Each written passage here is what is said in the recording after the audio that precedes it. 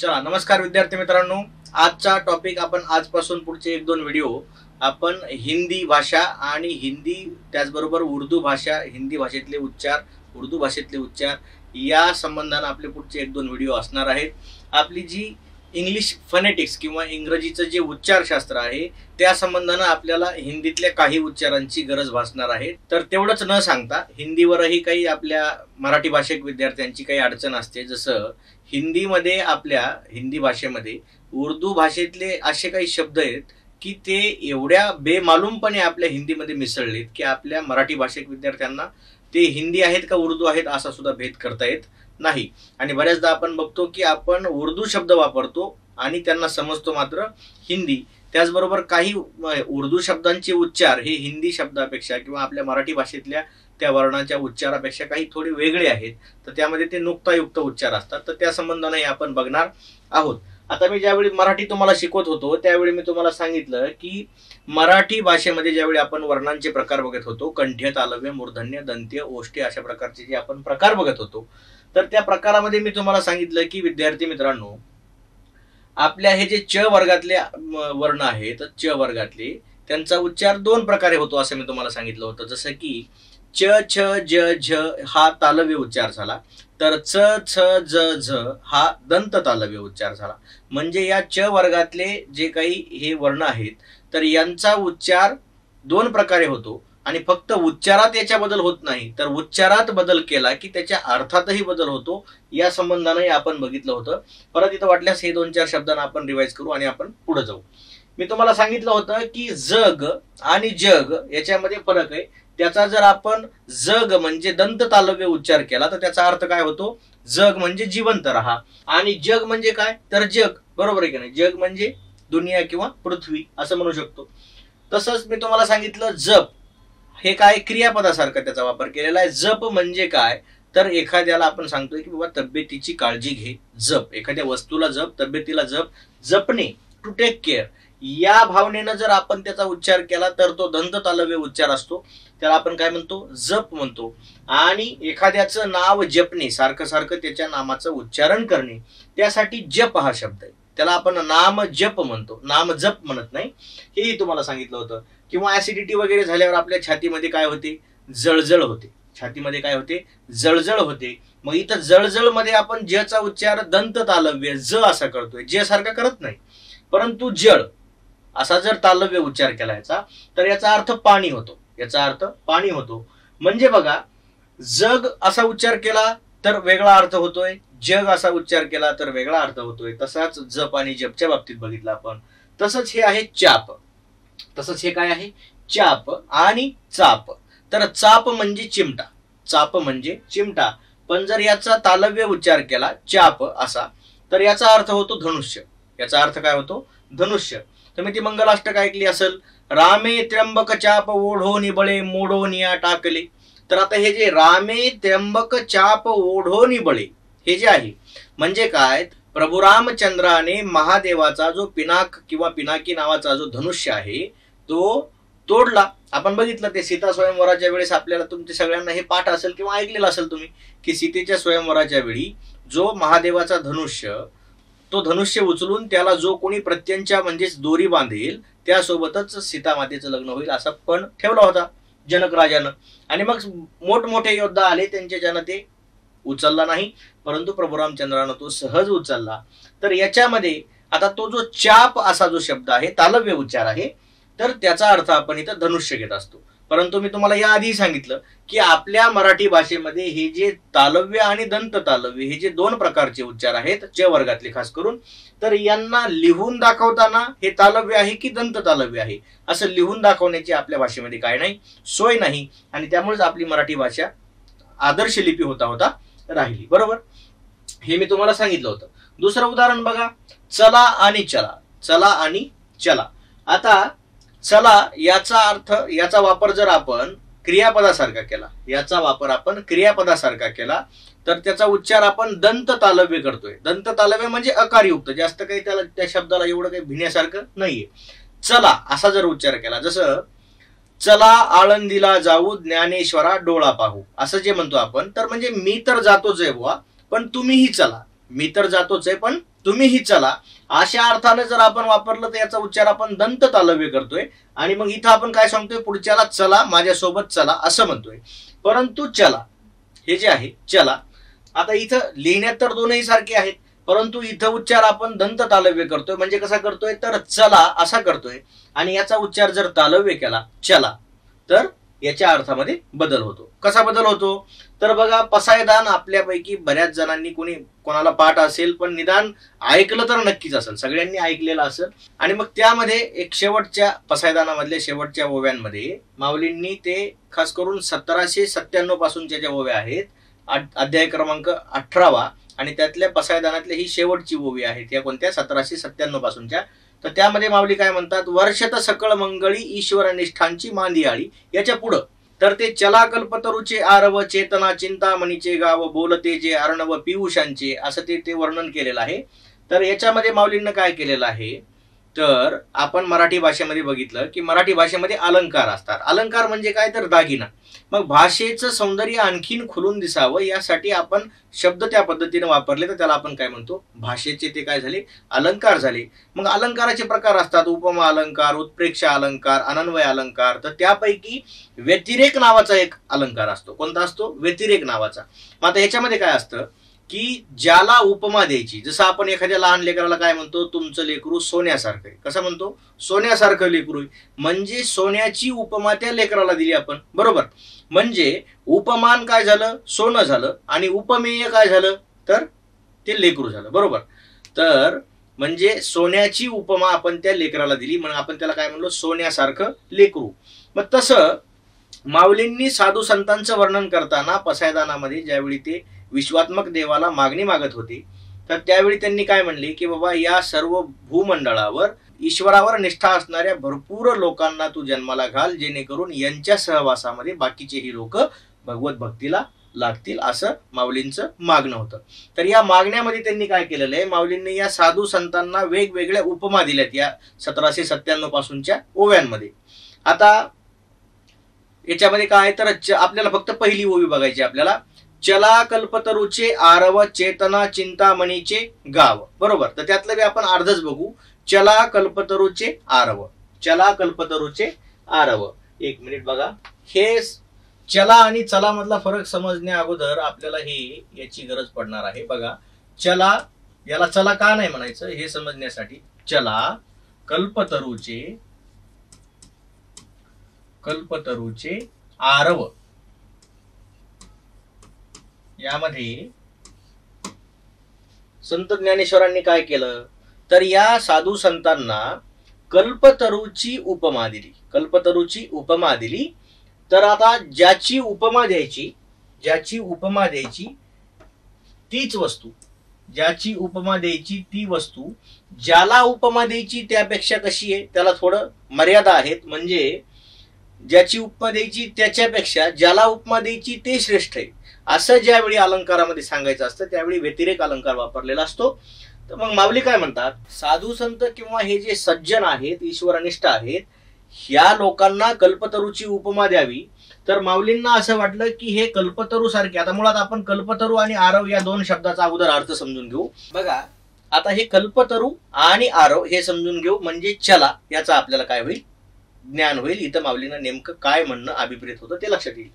तर कल्पतरू हे एक काल्पनिक झाड आहे असं म्हणा वाटल्यास. कल्पतरू हे काल्पनिक का होईना पण असं झाड आहे की ज्याच्या खाली बसल्यावर, त्याच्या खाली एखादा माणूस बसला आणि त्याच्या मनात वाटलं की मला हे असायला पाहिजे होतं, माझ्याकडे ते असायला पाहिजे होतं, तर त्याची इच्छा पुरवणारं हे काय आहे, झाड आहे. कल्प म्हणजे मनात येणाऱ्या कल्पना, इच्छा, अपेक्षा, आणि तरू म्हणजे झाड. तर तुमच्या मनातल्या इच्छा पूर्ण करणारं झाड म्हणजे काय, तर कल्पतरू, बरोबर. आता त्यानंतर आरव. आरव म्हणजे हा शब्द जर नाही कळाला तर याला समानार्थी शब्द आहे बगीचा. काय, बगीचा, ठीक आहे, बाग बगीचा असं जे म्हणतो ना, तर त्यातलं आरव म्हणजे काय, तर बगीचा.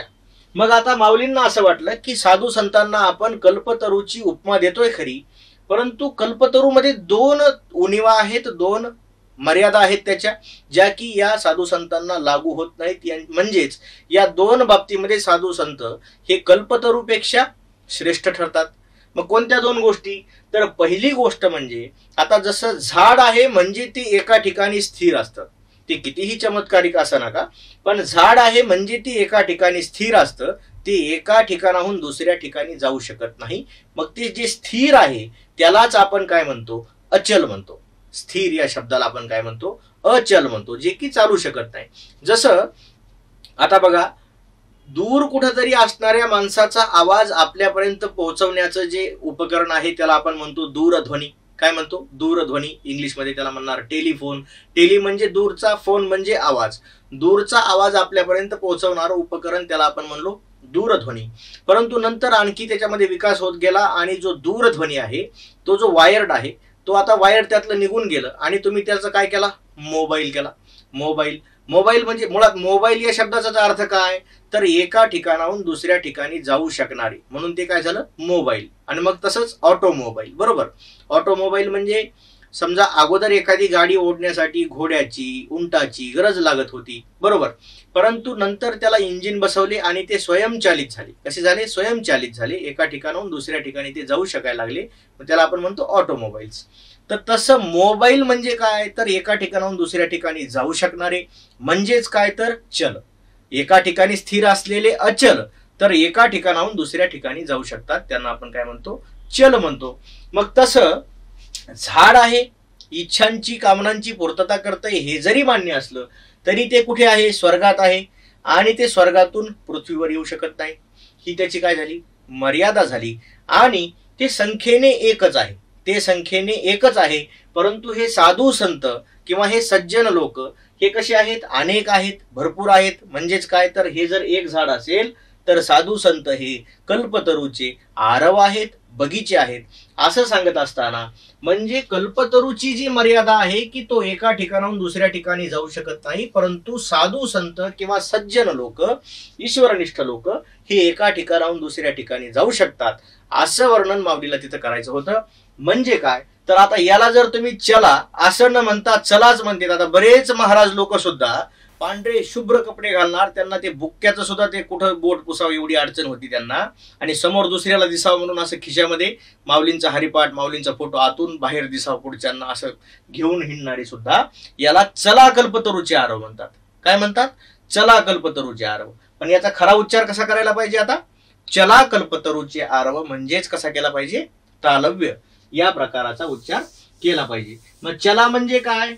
तर एका ठिकाणाहून दुसऱ्या ठिकाणी जाऊ शकतात हे साधू संत, असं माऊलींना इथं सांगायचं होतं. मुद्दा काय होता आपला? तर चला हे काय झालं? क्रियापदासारखा वापर झाला. आणि चला, आता इथं हे जे चला आहे याचा वापर माऊलींनी कसा केलेला आहे? तर कल्पतरूचे आरव. कल्पतरूचे आरव. तर आरव आहे. आरव म्हणजे काय? बगीचा. या बगीच्याबद्दल विशेष माहिती सांगणारा शब्द आहे हा. म्हणजे नामाबद्दल विशेष माहिती सांगणाऱ्या शब्दाला आपण विशेषण म्हणतो. काय म्हणतो? विशेषण. मग याचा विशेषणासारखा वापर केला तर याचा उच्चार केला चला, आणि क्रियापदासारखा वापर केला तर चला. जसे की चला आळंदीला जाऊ, आणि याला काय म्हणायचं? चला कल्पतरूचे आरव. मग आता हे जे आहे हे तालव्य आणि दंत तालव्य असे उच्चार लिहून दाखवण्याची सोय आपल्या मराठी भाषेमध्ये नाही. आणि तशीच अडचण हिंदी भाषेमध्ये सुद्धा होती. कुठं अडचण होती? ती हिंदी भाषेमध्ये सुद्धा अडचण होती. परंतु हा जो महात्मा आहे, हे यांचं नाव सांगतो मी तुम्हाला, राजा शिवप्रसाद सितारे हिंद. राजा शिवप्रसाद सितारे हिंद यांनी काय केलं?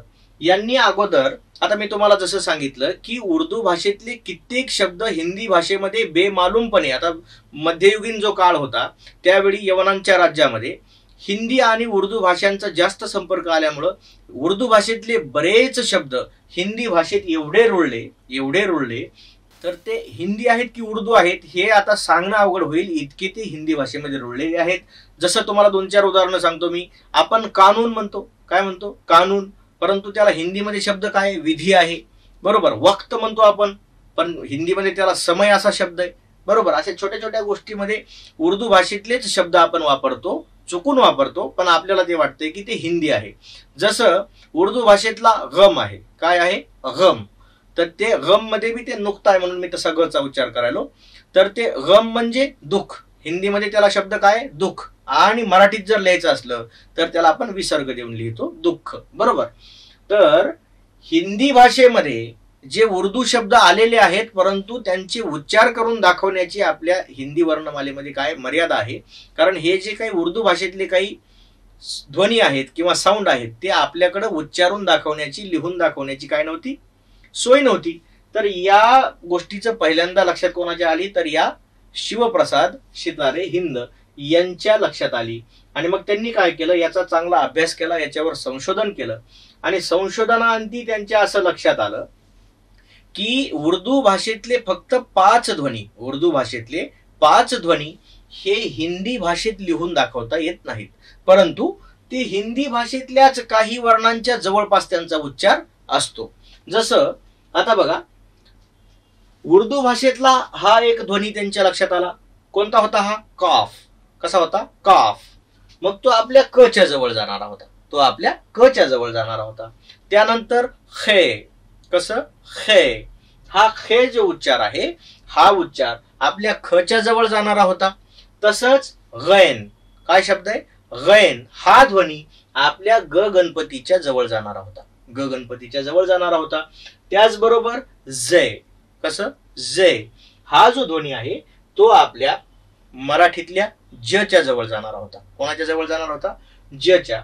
आणि शेवटचा एक ध्वनी 5 पैकीचा तो म्हणजे फे. कोणता, फे. बघा मी कसं करतोय, मी आपण जर फ म्हणायचं असतं, आता या फ चा जर उच्चार करायचा असता आपल्याला, तर आपण सरळ कसा केला असता, मी तुम्हाला सांगितलं मराठी शिकवत असताना की प, फ, ब, भ, म हे जे प वर्गातले वर्ण आहेत यांचा उच्चार करत असताना आपल्याला दोनही ओठांच्या साह्यानं यांचा उच्चार करावा लागतो. आणि म्हणूनच महर्षी पाणिनी यांनी यांचा समावेश कुठे केला होता, तर ओष्ठ या प्रकारामध्ये केला होता. कुठे केला होता, ओष्ठ या प्रकारामध्ये केला होता. परंतु हा जो उर्दू भाषेतला फ आहे किंवा फे आहे याचा उच्चार करत असताना आपण दोनही ओठांचा वापर न करता आपण कसं करतो, खालचा ओठ वरच्या दातांना चिकटवतो, खालचा ओठ वरच्या दातांना चिकटवतो. आणि कसा चिकटवतो, तर थोडी सांद त्याच्यामध्ये राहील, थोडी हवा जायला सांद राहील अशा पद्धतीनं खालचा ओठ वरच्या दातांना चिकटवतो.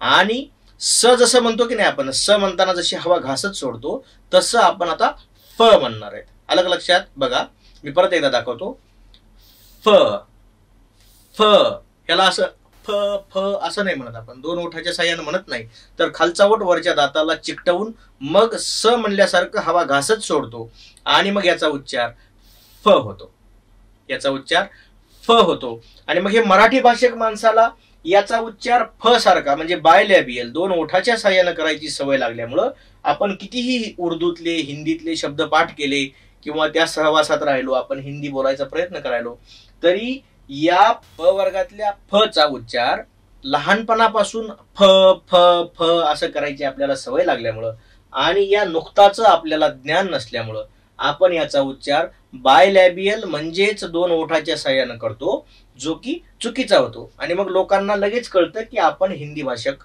नाहीत, आपण हिंदी भाषक नाहीत. तर हे उच्चाराच्या दृष्टीनं आपण बघा, अशा वेळी तुम्हाला जर बोलण्यामध्ये करिअर करायचं असेल, बोलण्यामध्ये करिअर म्हणजे कार्यक्रमाचं सूत्रसंचलन असेल, अँकरिंग असेल किंवा तुम्हाला भाषण करायचं असेल, तर अशा वेळी तुमचे उच्चार जर शुद्ध नसले तर काय होतं, तुम्ही कितीही छान भाषण केलं तरी ते मार खातं. तर ह्या गोष्टी आपल्याला माहिती असणं गरजेचं आहे. त्याचबरोबर आपल्या इंग्रजीचं जे फनेटिक्स आहे म्हणजेच उच्चारशास्त्र आहे, तर इथं सुद्धा आपण ज्यावेळी आपण पुढे शिकणार आहोत त्यावेळी आपण बघूच ते. तर इंग्रजांनी सुद्धा या फ चा उच्चार किंवा समावेश त्यांनी कुठे केलेला आहे, ओष्ठ या प्रकारात केलेला नाही, तर ते त्याला दंत ओष्ठ. कारण आपण काय करतो, खालचा ओठ वरच्या दाताला लावतोय, मग वरच्या दाताला लावतोय तिथलं दंत आणि खालचा ओठ लावतोय म्हणून ओष्ठ, असं दंत ओष्ठ या प्रकारामध्ये त्यांनी त्याचा समावेश केलेला आहे इंग्रजांनी. मग आपल्याला इंग्रजी वाचण्याच्या संबंधाने फक्त याला फ म्हणायचं नाही, याला फ म्हणायचं, याला फ म्हणायचं नाही, फ म्हणायचं, एवढंच आपण सांगणं अपेक्षित होतं. परंतु हे नुक्तायुक्त उच्चार तुम्हाला कधीही नंतर हिंदीच्या संबंधानं आवश्यक आहेत आणि म्हणून आपण यावर 1-2 व्हिडिओ खर्च करतो. ठीक आहे. मग बघा, आता हे 5 ध्वनीच्या बाबतीत थोडं थोडं जाणून घेऊ आणि मग आपला व्हिडिओ आजचा संपून जाईल. बघा, हे जे क आहे, क च्या खाली नुक्ता दिलाय. मुळात नुक्ता म्हणजे काय हे समजून घ्या. तर जसं आपण अनुस्वार देतो, एखाद्या अक्षरावर अनुस्वार देतो, त्याला आपण टिंब म्हणतो, कधी शिरोबिंदू म्हणतो. तर तसं एखाद्या अक्षराच्या खाली जर टिंब दिलं, तर मग त्याचा उच्चार वेगळा होतो. जसं हे काफ आहे, याच्याशी मिळता जुळता ध्वनी कोणता आहे आपल्या हिंदीमध्ये किंवा मराठीमध्ये? तर क आहे. आणि मग याला जर नुक्ता दिला तर आता यांच्याकडला जो ध्वनी आहे तो लिहून दाखवण्याची सोय आपल्याला आता राजा शिवप्रसाद सितारे हिंद यांच्या उपकारामुळे जमायले. बरोबर. मग आता याचा उच्चार कसा करायचा आहे तो एकदा आपण समजून घेतला पाहिजे. याला क न म्हणता, बघा, नुक्ता जर नसेल तर याला आपण क म्हणणार. क कपाचं म्हणा, नाहीतर क से कमल म्हणा, काही फरक पडणार नाही.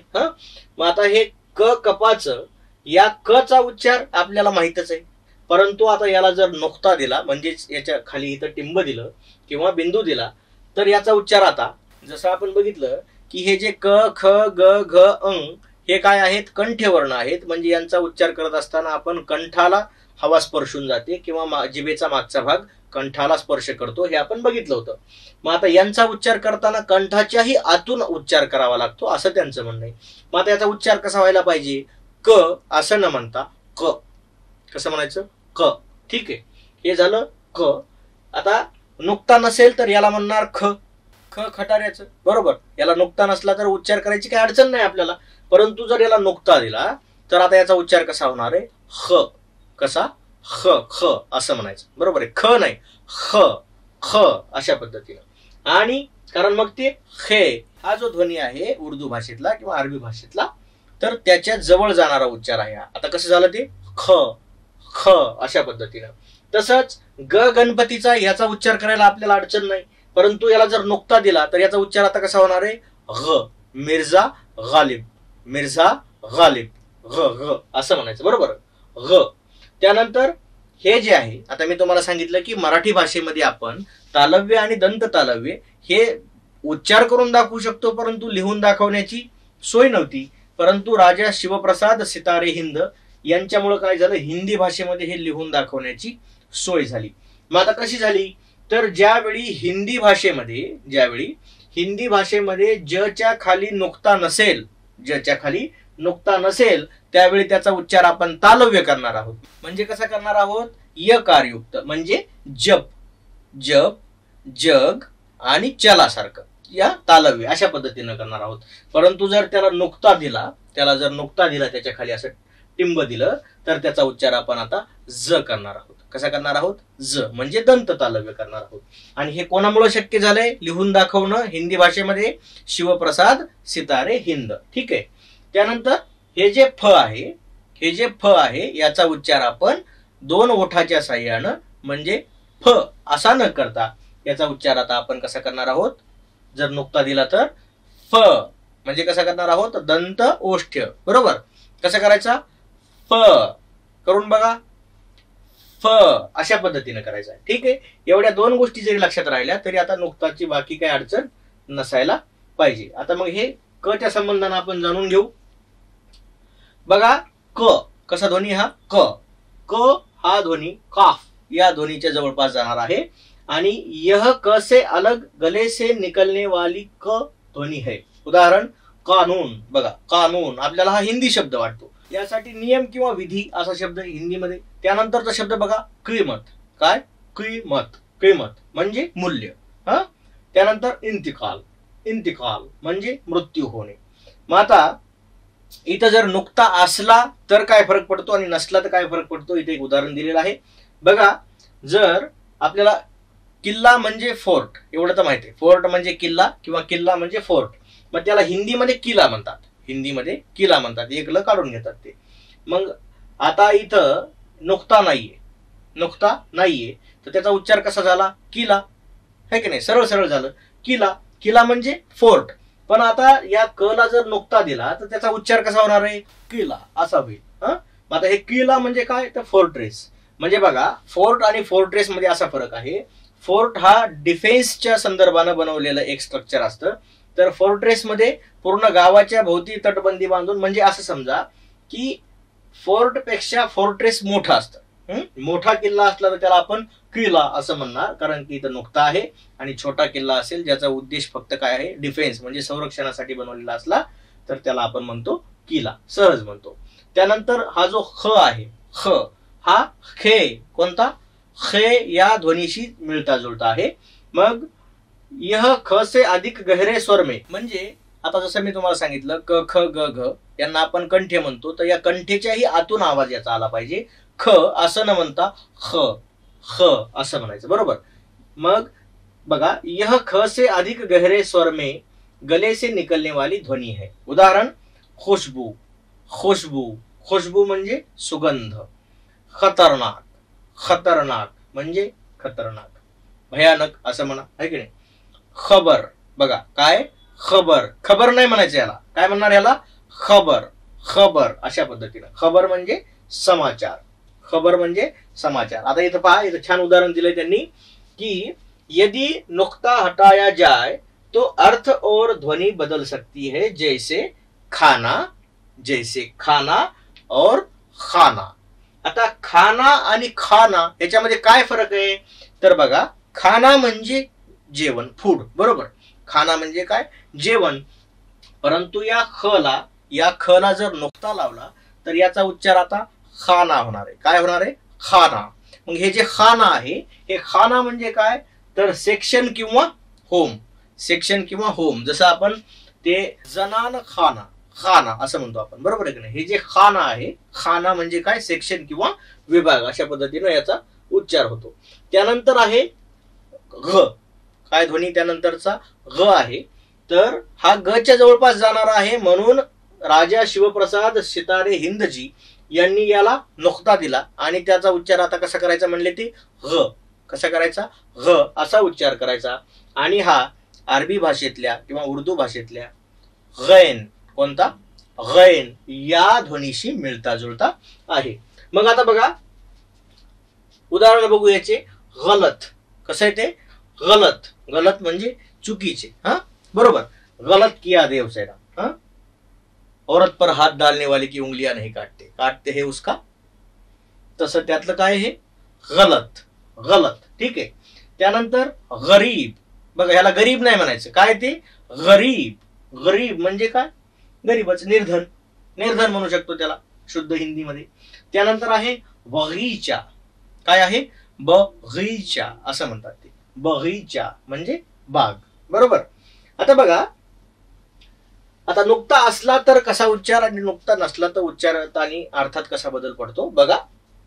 ते गम, काय शब्द आहे हा गम, हा गम म्हणजे काय दुःख, गम म्हणजे दुःख. पण याचा खरा हा शब्द कुठून आलेला आहे, उर्दू भाषेतून आलेला आहे. त्यामुळे याचा उच्चार कसा करायला पाहिजे, नुक्तायुक्त करायला पाहिजे, आणि मग तो कसा होईल गम, कसा होईल गम, ठीक आहे. त्यानंतर बघा ज, हे मी तुम्हाला सांगितलं की ज च्या खाली जर नुक्ता दिलेला असेल तर त्याचा उच्चार आपण कसा करतो, दंत तालव्य म्हणजे ज सारखा, अकारयुक्त ज सारखा त्याचा उच्चार करतो. आणि ज च्या खाली जर नुक्ता नसेल तर त्याचा उच्चार आपण तालव्य करतो, कसा जप सारखा, बरोबर आहे का. मग आता इथं काही उदाहरणं दिलेत पहा. याला खाली नुक्ता दिलेला आहे, याला जिंदगी नाही म्हणायचं, काय म्हणायचं नाही, जिंदगी म्हणायचं नाही, याला जिंदगी म्हणायचं. काय म्हणायचं, जिंदगी म्हणजे काय जीवन. त्यानंतर हे जेठालालचा आवडीचा शब्द काय, हे जबरदस्त नाही, जबरदस्त. कसं आहे ते जबरदस्त, जबरदस्त म्हणजे बहुत बढ़िया, बहुत बढ़िया. त्यानंतर बघा मजाक, मजाक हे मजाक नाही म्हणायचं त्याला, काय ते मजाक, कारण इथं नुक्ता लावलेला आहे, यकारयुक्त उच्चार जचा करायचा नाही, मजाक, ठीक आहे. बघा याचं एक उदाहरण दिलं इथं छान. यदि नुक्ता हटाया जाए तो ध्वनि बदल सकती है, जैसे जन और जन, जन और जन. आता हे जन म्हणजे काय तर पीपल, लोक. जन म्हणजे काय पीपल किंवा लोक. परंतु या ज च्या खाली नुक्ता दिला तर त्याचा उच्चार आता कसा होणार आहे, दंत तालव्य होणार आहे, म्हणजेच कसा होणार आहे जन. म्हणजे आपण मगाशी मी तुम्हाला शब्द सांगितला जनान खाना. जन म्हणजे काय तर वुमन इन पर्शियन किंवा उर्दू भाषेमध्ये, उर्दू किंवा पर्शियन भाषेमध्ये महिला यासाठी शब्द काय, जन, म्हणून ते जनाना मर्दाना, जनाना मर्दाना. ठीक आहे. मग हे जन म्हणजे काय झालं, दंत तालव्य उच्चार केला तर महिला असा अर्थ झाला उर्दू मध्ये, आणि जन म्हणजे काय, पीपल, जन म्हणजे पीपल. त्यानंतर हेही तुम्हाला मी सांगितलं की या फ चा उच्चार किंवा आपल्याकडचा जो फ आहे, फ आपला जो आहे, यामध्ये जर नुक्ता टाकला तर तो उर्दू भाषेतल्या फे, कसं फे या ध्वनीशी मिळता जुळता होतो. आणि याचा उच्चार करताना मी तुम्हाला सांगितलं की दोन ओठाच्या साह्याने याचा उच्चार न करता याचा उच्चार आपण खालचा ओठ वरच्या दातांना चिकटवून स म्हणल्यासारखं आपण फ म्हणतो, स म्हणल्यासारखं फ म्हणतो. आणि त्यालाच इंग्रजी भाषेमध्ये ज्यावेळी आपण शिकू त्यावेळी लॅबिओ डेंटल फ्रिकेटिव्ह या वर्गामध्ये आपण त्याचा अभ्यास करणार आहोत. उदाहरण पहा, याला फर्ज नाही म्हणायचं, याला फर्ज किंवा फर्ज नाही म्हणायचं, याला फर्ज म्हणायचं. काय म्हणायचं, फर्ज म्हणजे कर्तव्य, फकीर म्हणजे साधू, सफर म्हणजे यात्रा, सफर म्हणजे यात्रा. ठीक आहे.